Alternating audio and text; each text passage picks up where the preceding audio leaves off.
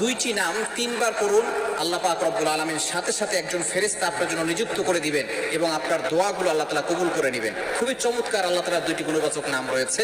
এটা আমার কথা নয়, মুস্তাদরাক হাকিমের ভিতরে নবীজি সাল্লাল্লাহু আলাইহি সাল্লাম জানিয়ে দিয়েছেন 1 নম্বর খণ্ডের 544 নম্বর পৃষ্ঠার হাদিস। খুবই চমৎকার এই হাদিসটি।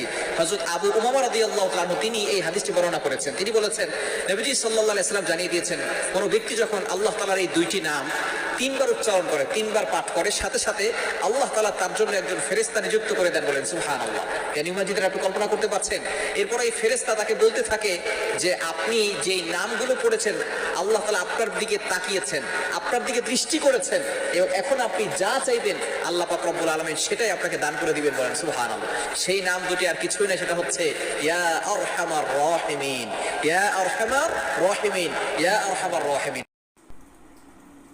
এই দোয়াটি যদি 10 বার পড়তে পারেন, দুনিয়ার মধ্যে এমন কোনো চাওয়া নাই যে আল্লাহ তাআলা আপনার কবুল করবে না। আপনি যা চাইবেন তাই দিয়ে আল্লাহ তাআলা আপনাকে সন্তুষ্ট করবে। এটা আমার কথা নয়, এই দোয়াটি স্বয়ং আল্লাহ তাআলা কোরআনুল কারীমের মধ্যে লিপিবদ্ধ করে দিয়েছেন। আমাদের জীবনের যত যাই কিছু বলেন না কেন, উদ্বেগ, উৎকণ্ঠা, বিপদ, পেরেশানি যা কিছু আছে বলেন, সব কিছু থেকে আল্লাহ তাআলা পরিত্রাণ লাভ করবে। আপনি ঋণের বোঝায় চাপা পড়ে আছেন, ঋণে জর্জরিত আছেন, ঋণ থেকে মুক্তি পাওয়ার জন্য আপনি যদি সিজদায় গিয়ে এই দোয়াটি 10 বার পড়তে পারেন, আল্লাহ তাআলা ঋণ থেকে মুক্তি দান করবে। মামলা মোকদ্দমায় জড়িয়ে আছেন, সিজদায় গিয়ে এই দোয়াটি যদি 10 বার পড়তে পারেন